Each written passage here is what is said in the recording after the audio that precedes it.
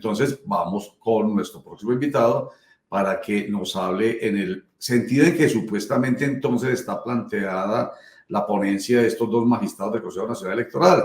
El Consejo Nacional Electoral no investiga al presidente Petro, por tanto no puede anular su elección, no puede destituirlo, que es lo que piensa nuestro invitado David Suárez Tamayo. Abogado, bienvenido nuevamente a Clickracia, el poder de la información a un clic. Roger, muy buenos días para ti, para Oscar, para Marixa, para Javier y todos tus seguidores y personas que siguen este programa Clickracia. Muchas gracias. Vamos a hacer un concurso de el que diga Clickracia 5 veces se gana un viaje a Cancún. Oiga, doctor David, muchas gracias nuevamente por estar con nosotros. Entonces, con esa afirmación lo dejo a usted que haga su planteamiento, que es tomada precisamente de usted. El Consejo Nacional Electoral no está investigando o no investiga al presidente con pretensiones de anular su elección ni destituirlo.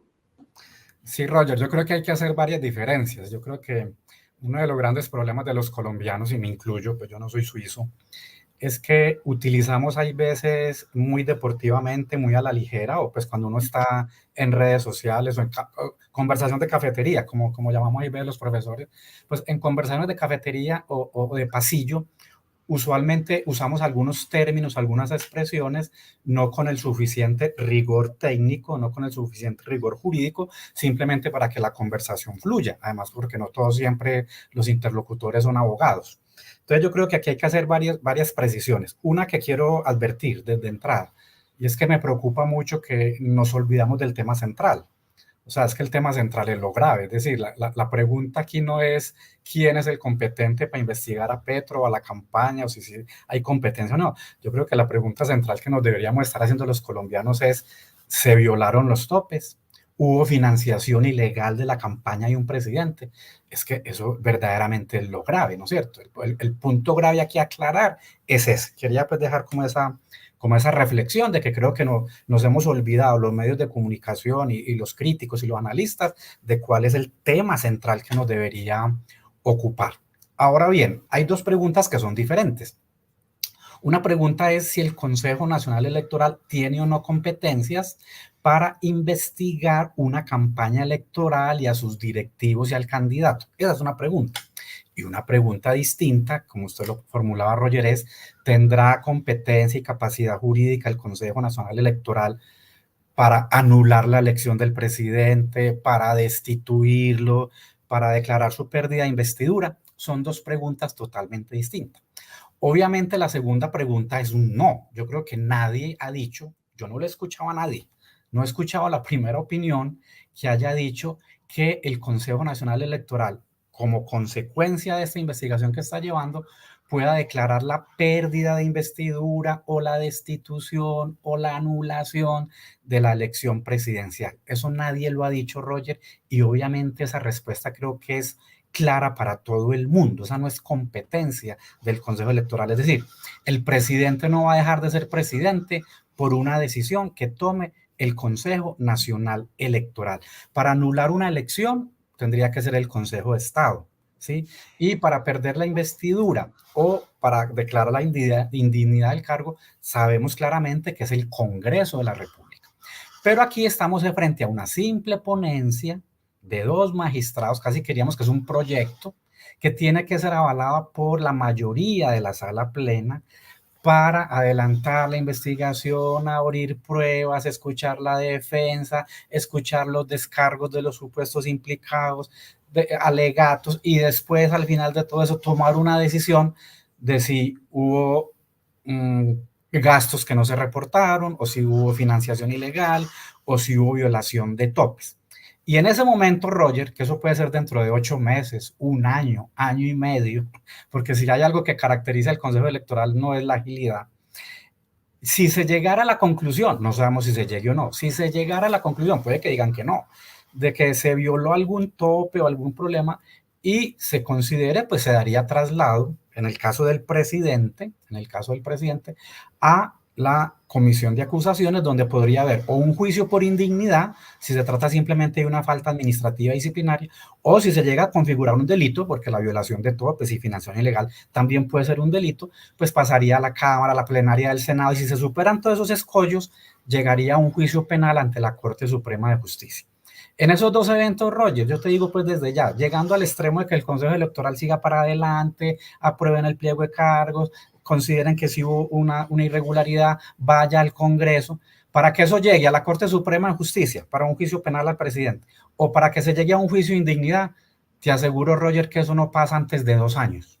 Es decir, Petro va a terminar tranquilamente su periodo por estas razones que estamos analizando.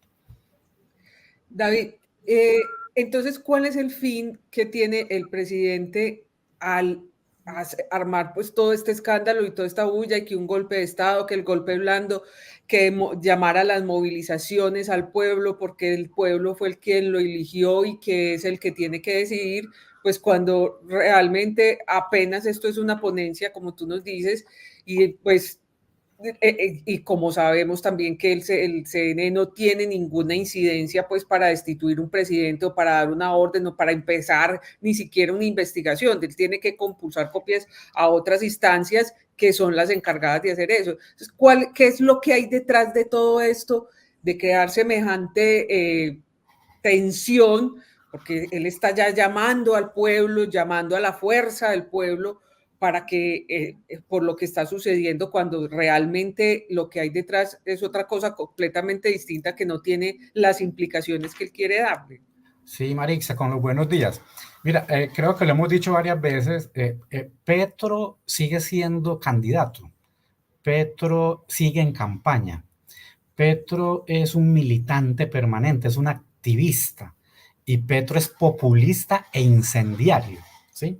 Mire, yo le pongo este ejemplo, Marixa. Él como presidente, y él que se destacó tantos años por defender el Estado de Derecho, la normatividad, los órganos de control. Hombre, es muy simple, Marixa. Si él considera que se está violando un derecho, como ellos dicen, tan evidente, algunos lo han dicho que es muy evidente, yo hasta el momento no he visto ninguna violación, ninguna transgresión, pues, hombre, el presidente puede acudir a un mecanismo jurídico que todos sabemos, que es la acción de tutela, ¿sí? Para que sea un juez, ahí sí, o sea, si él respeta a los jueces, para que sea un juez de tutela el que determine si por el hecho de que el Consejo Electoral esté abriendo esta investigación y formulando cargo, se le está o no vulnerando un derecho fundamental al presidente Petro. Eso lo decidiría un juez en 10 días, ¿sí? En 10 días, o sea, es una cosa bastante rápida. ¿Por qué hace esto Petro? Por una razón muy sencilla, Marixa, porque a él le gusta eso, a él le gusta generar conflicto, a él le gusta generar debate, ¿sí? Y el mejor escenario para él, obviamente, no es el Consejo Electoral, porque allá hay unos señores que están sometidos a unas formas, a unos términos, a unas solemnidades. A él le encantaría estar en el Congreso, porque en el Congreso entonces se hace un debate político. Digamos que los temas jurídicos y judiciales, cuando se tratan del presidente, se politizan, porque dejan de ser un juicio jurídico para hacer un juicio político en el Congreso. Y dos, porque es la oportunidad para él, con el deterioro que tiene, la falta de credibilidad que tiene, la baja en popularidad, de llamar nuevamente a lo que él llama el pueblo, ¿cierto? Lo que él denomina el pueblo y a las masas, y para que se tomen las calles y para que el poder popular sea el que defina si él debe continuar o no en el poder. Advierto, el Consejo Electoral nunca está poniendo en tela de juicio o nunca ha generado ni siquiera el interrogante si Petro debe seguir o no en el cargo o si debe quedarse hasta agosto del 26, pero él ya lo está poniendo así, magnificar, ¿sabes lo que hacen todos los populistas? Magnificar, crear un enemigo, entonces para poder para estimular el emotivo, la pasión que mueve a las masas y a la población. David, yo eso del apoyo a Petro, a mí me parece, con todo respeto, que es muy discutible. Yo pues por las encuestas no me voy a basar y no les creo a la mayoría de las encuestas. Creo que él no está solo, y eso estoy completamente seguro que no está solo, y que seguramente él está acudiendo a toda esa populismo del que usted dice, pues para exacerbar esas bases que él tiene, y que seguramente todos los colombianos lo vimos, le salieron a la calle el 1 de mayo. Pero yo quiero aquí hacer una pregunta muy jurídica y aprovecharla a usted que es experto en ese tema, y es la condición en este momento de Álvaro Hernán Prada. ¿Usted cree que eso le va a condicionar para que este proceso pueda seguir su curso normal, sabiendo que él está de alguna manera sub iudice, va a ser investigado? Obviamente aquí se tiene que ver el principio de legalidad, el principio, la presunción de inocencia, todo ese cuento. Pero ¿usted cómo ve ese tema jurídico frente a esta situación que se le atravesó a este magistrado? Sí, Javier, buenos días. Frente a lo primero, obvio, estamos de acuerdo. Ningún presidente está solo, ¿cierto? Los presidentes, por muy deteriorada que esté su imagen, por muy desprestigiada que esté su imagen, cuenta con congresistas y cuenta con seguidores. El problema es las mediciones, ¿no? Cuando él habla a nombre del pueblo o del constituyente primario, ¿de quién está hablando? ¿De 39 millones, de 20 millones, de los 11 que votaron por él, de los 6, 7 que hoy lo siguen apoyando, de los 600,000 que marchan? Son conceptos muy etéreos. Entonces, estoy de acuerdo contigo. Obviamente Petro no está solo. Pues no está solo que en el Congreso han ido avanzando ciertas propuestas y hay veces ha alcanzado 49, 48 votos de senadores y 60 o 70 votos de representantes a la Cámara. Eso pues muestra que tú lo que afirmas tú es cierto, él no está solo del todo. En eso estamos de acuerdo. Frente a la pregunta jurídica, hombre, si lo miramos desde lo jurídico, y si Petro quisiera, o la campaña de Petro, porque más que Petro es la campaña y sus directivos, quieren hacer un trámite jurídico y legal, frente al tema de Prada, pues es muy simple. Existen las figuras del impedimento, existen las figuras de la recusación. Si el magistrado del Consejo Electoral Prada considera que él está en un conflicto de intereses o está en una de las causales de impedimento que está en la ley, pues se debería declarar impedido para conocer de este caso. Y si no lo es, y si él no lo considera, pues a la campaña de Petro le cabe la figura de recusarlo, ¿sí? Recusarlo por considerar que está incurriendo en una causal de conflicto de intereses o de impedimentos. O como te decía, ahora hay otros mecanismos, hay otros medios, tenemos uno que es la acción de tutela. Si Petro considera que le están violando el debido proceso, el derecho de defensa, y como frente a este auto no hay una acción ante el Consejo de Estado, porque esto es lo que llamamos los administrativistas un acto de trámite, este primer auto de iniciar investigación y formular cargo es un acto de trámite. Los actos de trámite no se pueden demandar ante la jurisdicción administrativa. Entonces, como no existe ese mecanismo ordinario ante el Consejo de Estado, procedería en teoría una acción de tutela. Si es que Petro considera que el Consejo no tiene competencia, que le están violando sus derechos, el debido proceso, el derecho a la defensa, la imparcialidad. Y recordemos, Javier, tú lo sabes, pues que una acción de tutela, la primera instancia la resuelve en 10 días y la segunda instancia se resuelve por ahí en 20 días, un mes. Mientras que una recusación, oiga, pues una recusación, un impedimento, puede ser un trámite de 2 meses, 3 meses, 5 meses, pero obviamente es que yo creo, Javier, que a Petro no le interesa que esto se resuelva rápido. El interés de Petro no es que esto se resuelva rápido, que esto salga fácil, no. A él le interesa mantener ese tema ahí candente, porque eso es un caldo de cultivo para él, lo que tú decías, enardecer las masas, victimizarse, hablar de esas figuras del supuesto golpe de Estado, hablando de la ruptura institucional. No, ruptura institucional sería si el Consejo Electoral, ante unas posibles pruebas, ante algunos testimonios y documentos que dan cuenta que posiblemente se violaron los topes, no abriera una investigación. Ahí sí habría ruptura institucional en el momento en que el Consejo Electoral no cumpliera con sus funciones. Ahora, que el organismo sea cuestionado, que sus integrantes son cuestionados, que el Consejo Electoral tiene un origen político, como decía ahorita Andrés Mesa, pues, ¿y qué más origen político que el Congreso? O sea, ese es un argumento muy, muy débil, porque si ellos consideran que es la comisión de acusación del Congreso el que lo debe investigar, pues es mucho más político el Congreso que el Consejo Nacional Electoral. Entonces, el argumento no puede ser eso, doctor Andrés, ese argumento, perdóneme, pero ese argumento se cae de su peso. Totalmente claro eso que usted está diciendo, de verdad. Lo que pasa es que se ponen los ojos allá frente a ese Consejo Nacional Electoral y se miran los partidos y movimientos que están en la espalda de cada uno de ellos y piensa uno en la afirmación que se ha venido haciendo en el país. Es un organismo muy politizado, pero más politizado que el que toma las decisiones no solamente en torno al Congreso, en torno al Consejo Nacional Electoral, en torno a los otros cargos, incluso los de magistrados, imagínese, de la Corte. Imagínese. Bueno, oigan, juez administrativo versus juez penal. Estamos, digamos, como olvidando esa decisión de la Corte Interamericana de Derechos Humanos. Y aquí, pues, está muy claro.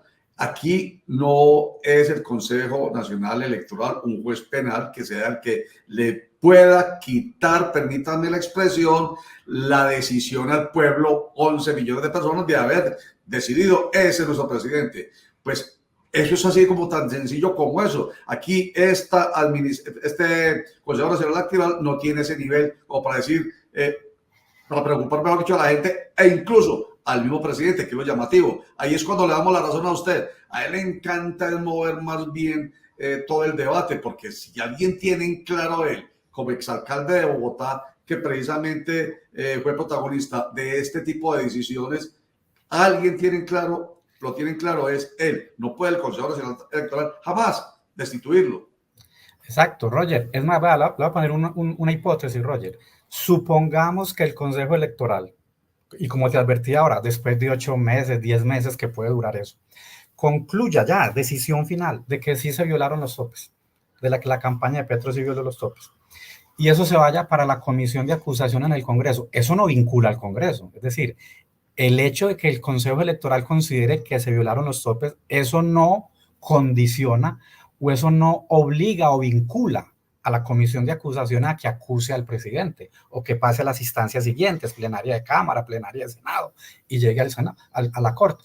El Congreso, en su sabiduría, digámoslo así, en su libre opinión, su libertad para votar, que fue lo que pasó con el caso Samper, cuando Heini Mogollón y la Cámara absolvieron a Samper, recuerda, y hubo una investigación de la Corte Suprema contra varios congresistas, y eso llegó a la Corte Constitucional y una tutela, un fallo de tutela muy famoso, la 047 del 99, si mal no recuerdo, de Carlos Gaviria y Alejandro Martínez. Lo que más defendieron Gaviria y Alejandro Martínez en ese momento de Samper frente a los senadores que lo absolvieron o a los congresistas es que los congresistas tienen libertad de voto, los congresistas pueden votar como ellos lo consideren. Entonces, el hecho de que este tema llegue al Congreso, así haya una decisión previa del Consejo Electoral, eso no vincula para nada en el Congreso. Vuelvo y repito, en el Congreso se hace un debate político, ¿sí? Se politiza lo judicial, se politiza lo administrativo, se politiza lo electoral.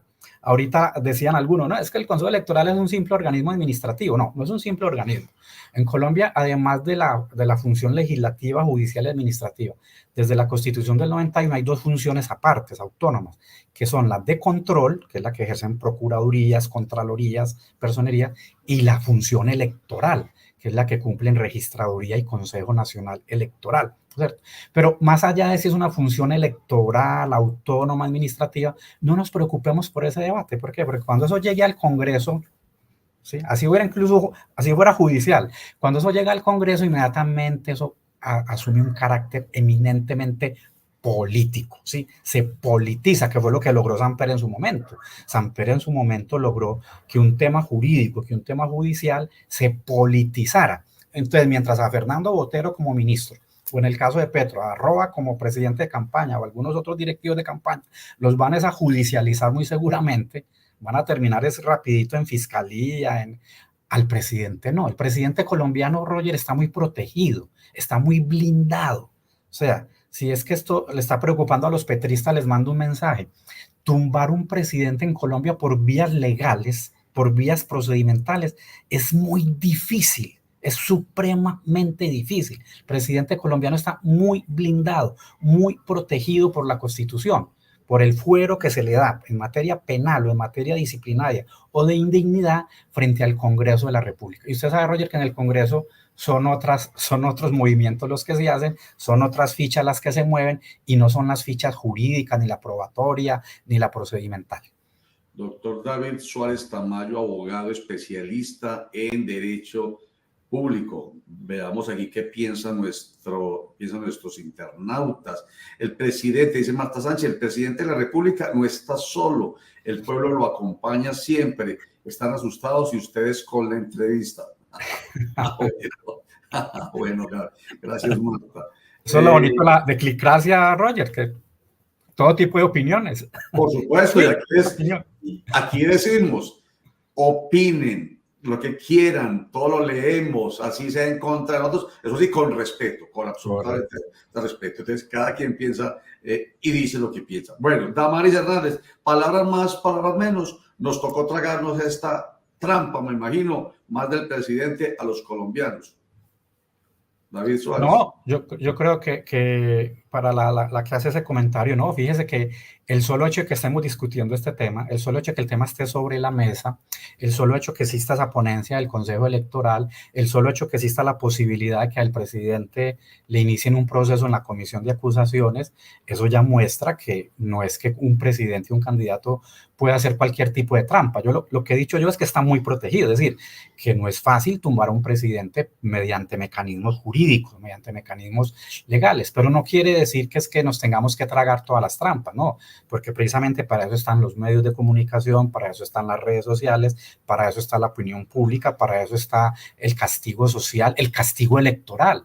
Es que recordémosle a la persona que hace ese comentario que todas estas cosas de una u otra manera están afectando la imagen del presidente, la credibilidad del presidente, y en 2 años tenemos otra vez elecciones, y esa puede ser una sanción incluso más dura, más que una destitución, una pérdida de investidura, una sanción legal, una multa, que más castigo para un político que de pronto derroten a su proyecto, a su grupo político o al candidato que le va a suceder en las urnas. Ese es el mayor castigo que se le puede dar a un gobernante o a un partido político.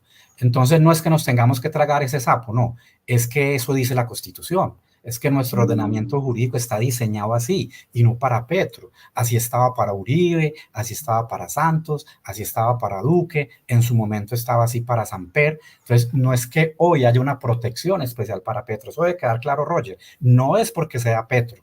La gente tiene que tener muy claro, es nuestro diseño constitucional, fuera quien fuera el presidente. Si aquí estuviéramos hablando de Duque, de Uribe o de Santos, sería lo mismo.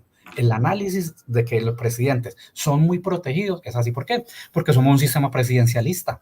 Somos un sistema presidencialista donde se protege mucho la figura del presidente. No pasa así en los modelos parlamentarios.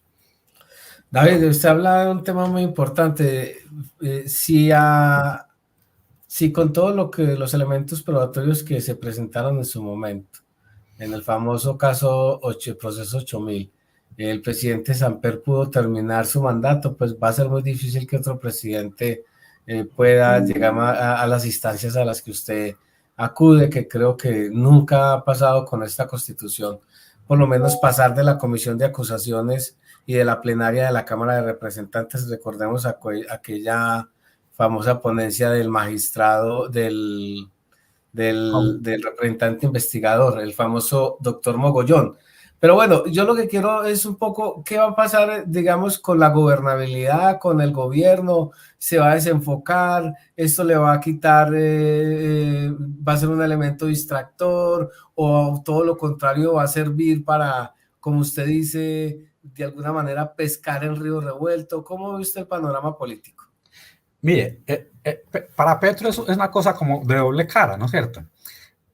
Uno, porque obviamente lo distrae, porque entonces tiene que gastar energía, ideas, tiempo, reuniones para ocuparse de este tema. Entonces, no podemos negarlo. Eso lo desgasta, eso le quita tiempo, eso lo distrae del día a día de su gobierno, y no solo a él, sino a sus ministros más cercanos, a sus más cercanos colaboradores, a sus abogados, a sus equipos jurídicos, a sus jefes de prensa, a los que manejan las comunicaciones, ¿cierto? Indudablemente eso golpea. Y lo que hace es generar un debate político, una confrontación política, porque fíjese usted, Javier, va a ser muy difícil que en estos próximos días en el Congreso citen para lo que citen. La Cámara y el Senado puede citar para cualquier tema, para lo de los toros, para lo de la ley de educación, pero siempre le aseguro que en las próximas sesiones de estas próximas 2 o 3 semanas, los congresistas van a pedir la palabra para opinar, para referirse a este tema del Consejo Nacional Electoral, ¿no es cierto? Entonces, sin duda, Javier, todo esto es distractor, todo esto es meterle una piedra como al ritmo normal de los gobiernos. Y se me olvidaba decir algo, Javier, que es muy importante y lo aprovecho. En la comisión de acusaciones ya deben de existir denuncias y quejas de congresistas y de ciudadanos por el tema de la financiación de campaña de Petro. O sea, la preocupación de que esto no llegue al juez natural que es el Congreso y la Comisión de Acusaciones, es un escenario muy difícil. Repito, ya debe haber radicado, ya tienen radicado seguramente varias quejas y denuncias de ciudadanos interesados, de ciudadanos preocupados, seguramente congresistas de la oposición, que desde hace rato ya venían planteando que había irregularidades en la campaña de Petro en las elecciones del 2022.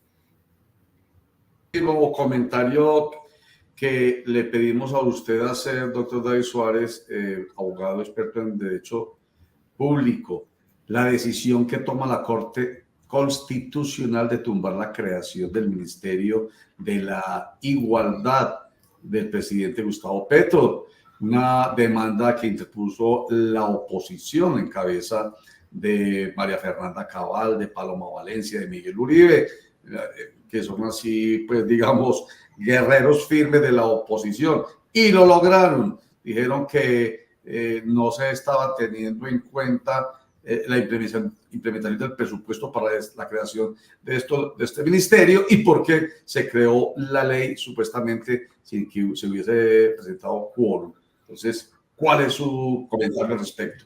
Sí, lo primero es que pues, fueron razones de forma, de procedimiento, no de fondo, pues porque ayer veía yo algunos opinadores diciendo, claro, es que ese ministerio había que tumbarlo.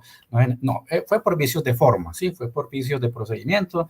No se anexó un requisito que es un estudio, un aval, un documento que avale el tema fiscal, peso financiero.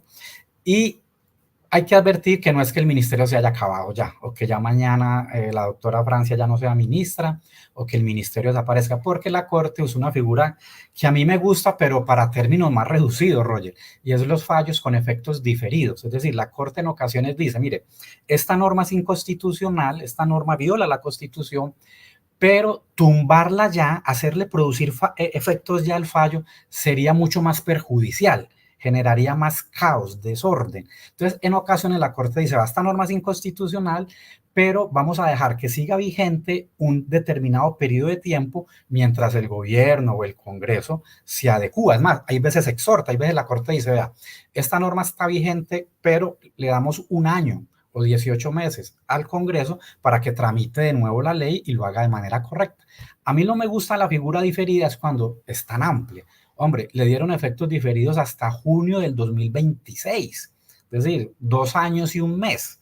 Me parece que es exagerado y me parece que la Corte, Roger, con todo el respeto de los magistrados, medio se lavaron las manos.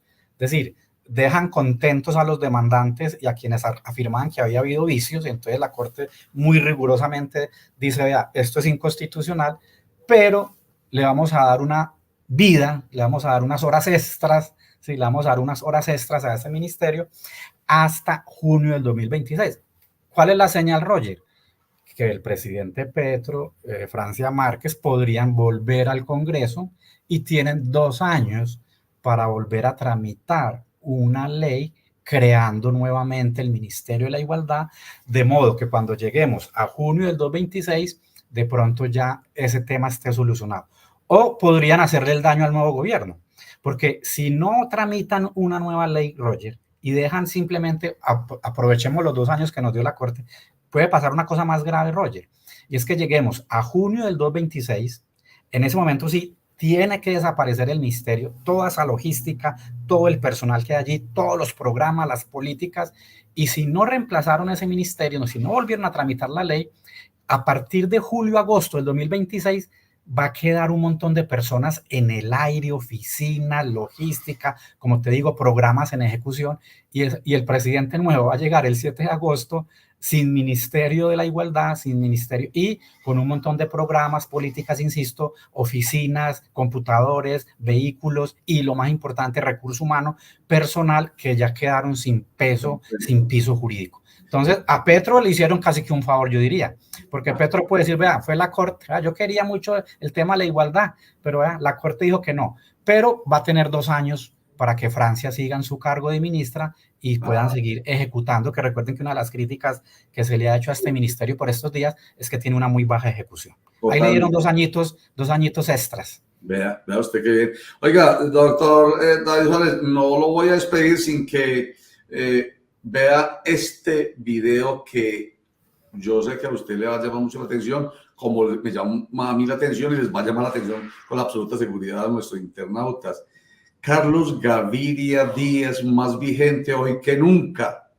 Así que veámoslo y nos lo comentamos rápidamente antes de terminar esta conversación con usted. Muy provechosa, por cierto. Aquí está.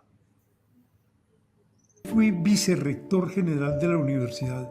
Propuse que se crearan 2 cursos que fueran obligatorios para todos los que llegaran a la universidad, cualquiera fuera la carrera que hubiesen elegido.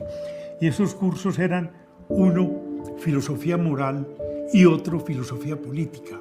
La filosofía moral debería ser una cátedra donde se les enseñara a los estudiantes en qué consiste el utilitarismo, en qué consiste el kantismo, en qué consiste la propuesta ética cristiana, y que se les enseñara de una manera imparcial, honesta e imparcial, no con el propósito de hacer proselitismo, sino de que cada persona sepa, por ejemplo, cuando dice soy cristiano, de qué se está haciendo cargo.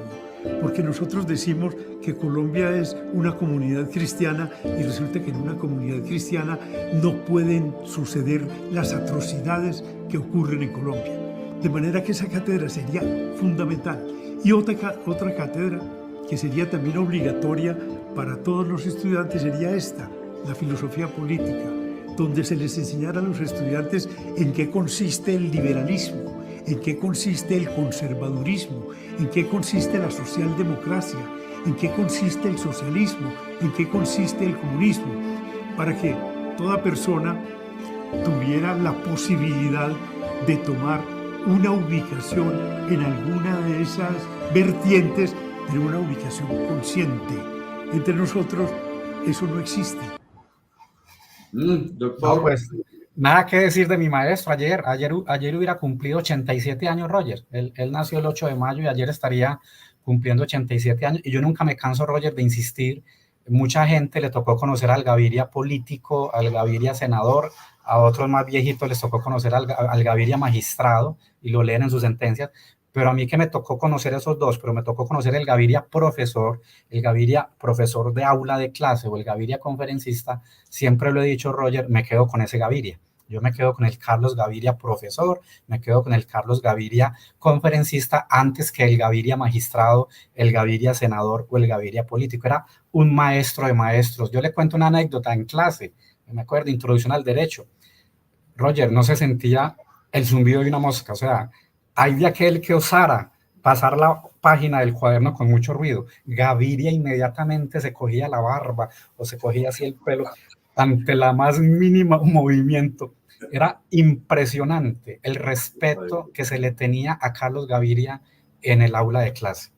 Pues tanto respeto que yo, imagínese, como periodista o nosotros como periodistas, entre comillas, entiéndase muy claro lo que voy a decir, somos víctimas de Carlos Gaviria Díaz, claro, porque fue él y su sentencia muy sesuda, ahí es donde quiero hacer el comentario, muy sesuda, muy coherente, muy consecuente, nos, digamos, por debajo, déjenme utilizar la expresión para que entiendan a qué me estoy refiriendo, dejó que nosotros los periodistas dejáramos de ser, o hizo más bien que nosotros los periodistas dejáramos de ser profesionales y fuéramos un oficio. Hasta el punto que hoy esto lo ejerce cualquiera. O sea, no hay que ser profesional para ejercer el periodismo. Esto es un oficio, pero la consecuencia fue muy clara. Si él estaba defendiendo la Constitución Política de Colombia como magistrado, miembro de la Corte Constitucional, había que darle el alcance al artículo 20 de la Constitución Política de Colombia, que habla de la libertad de expresión de todos y todos tienen la posibilidad de fundar medios de comunicación y todos es todos, no solamente los periodistas. Entonces fue muy consecuente, en 1998 creo que fue, ahí se acabó nuestra ley 51 de 1975 que nos daba un lugar muy especial en nuestra sociedad y aún así lo respeto porque fue coherente. Es que, Roger, las sentencias de Gaviria fueron muy polémicas, recuerden, no solo esta de los periodistas, también en el tema del aborto, en el tema de la eutanasia, en el tema de la dosis personal, en el tema de los derechos de las parejas del mismo sexo. Gaviria era un liberal, era un verdadero liberal y usted utilizó una palabra que a él le gusta mucho, la coherencia. Gaviria decía lo que pensaba y hacía. Mire, cuando estaba en campaña, otra anécdota, cuando él estaba en campaña presidencial, recordemos, Roger, que él participó para el 2006 cuando ganó Uribe, muchos amigos le decían, Carlos, vamos a ir a ciertas ciudades o a ciertos municipios, pero cuidado que ahí la gente es muy católica, muy religiosa y muy conservadora. Trata de no hablar mucho de no traten mucho los temas que a vos te gustan. Y Gaviria les decía, no, qué pena con ustedes. La gente tiene que saber que si votan por mí y yo gano, tienen que saber yo cómo gobernaría y yo cómo me referiría a ciertos temas. Entonces, si alguna cosa, a Gaviria le pueden criticar muchas cosas, pueden no estarse de acuerdo con él, lo que sea, pero siempre fue una persona bastante coherente. Sí, señor. Bastante coherente. Un verdadero maestro. David Suárez Tamayo, mil gracias por estar con nosotros nuevamente. Muy claro, nos ayuda a entender qué es lo que queremos. A ti, Roger, a todos tus compañeros de trabajo y a todos los seguidores de Clickcracia. Ya llevo 2, son 5 para que me gane el premio a Cancún. Muy bien, sí, señor. Muchísimas gracias. Y no es solamente lo que queremos, es lo que necesitamos entender. Entonces es información, es opinión responsable, respetuosa, por supuesto, con argumento. La opinión no es cualquier cosa que me viene a la cabeza y yo lo digo, porque es que yo tengo, a propósito de esto de Gaviria y la libertad de expresión, es que yo soy libre de decir lo que me dé la gana. No, es opinión y aquí nosotros tenemos la opinión responsable y es la opinión de cada uno de nuestros invitados y es la opinión de hasta de nuestros internautas. Análisis, interpretación y orientación para ayudar a entender. Eso es lo más claro con David Suárez, con Andrés Fernando Mesa, con el primer abogado nuestro, que es la primera vez que lo tenemos aquí, pero muy claro además, Rubén Darío Acosta. Y, en fin, gracias a Dios nos creen y por eso vienen de nosotros para lograr este propósito de ayudar a entender. Bueno, ¿algún comentario, muchachos, que ya tenemos invitado? ¿Comentario rápido? Sí, no, que quería comentarle que la primera entrevista que yo hice como periodista en un noticiero que tenía la emisora cultural de la Universidad de Antioquia fue precisamente a Carlos Gaviria, cuando se estaba postulando como rector de la Universidad de Antioquia. Es de verdad un personaje, fue de verdad un personaje demasiado especial y creo que también tengo, digamos, un afecto muy especial por él, por todo lo que hizo. Obviamente lo de la lice, ¿cómo es que nos quitó la tarjeta profesional de periodismo? Pero sí, bueno, eso no le quita lo bailado. Así es, así es. ¿Comentario suyo también, Maritza? Sí, no, es el, diría que pues muchos lo tienen como profesor, pero uno pues, yo como profesor obviamente no soy abogada, pues no lo tengo y no he sido pues como muy seguidora de sus actuaciones como abogado y como magistrado, pero como político pues sí me parecía siempre una persona de admirar porque siendo con tendencia a la izquierda tenía un pensamiento muy abierto y lo dejaba uno siempre sorprendido y siempre cuestionando todas esas cosas que él decía y cómo orientaba la política. Me parecía que era una persona que admiraba mucho en ese sentido político. En realidad, él no era de izquierda, era liberal, pensamiento liberal. Lo que pasa es que nosotros todavía, a propósito del llamado que él hace, no tenemos toda la claridad, no la tiene el país, no la tienen los políticos, no las tenemos muchos periodistas, que el pensamiento liberal, el pensamiento progresista no necesariamente es de izquierda, es un pensamiento, digamos, con una tendencia menos conservadora, pero no necesariamente, bueno, tiene tendencia a la izquierda, pues es que el Partido Liberal tiene ese origen más de izquierda.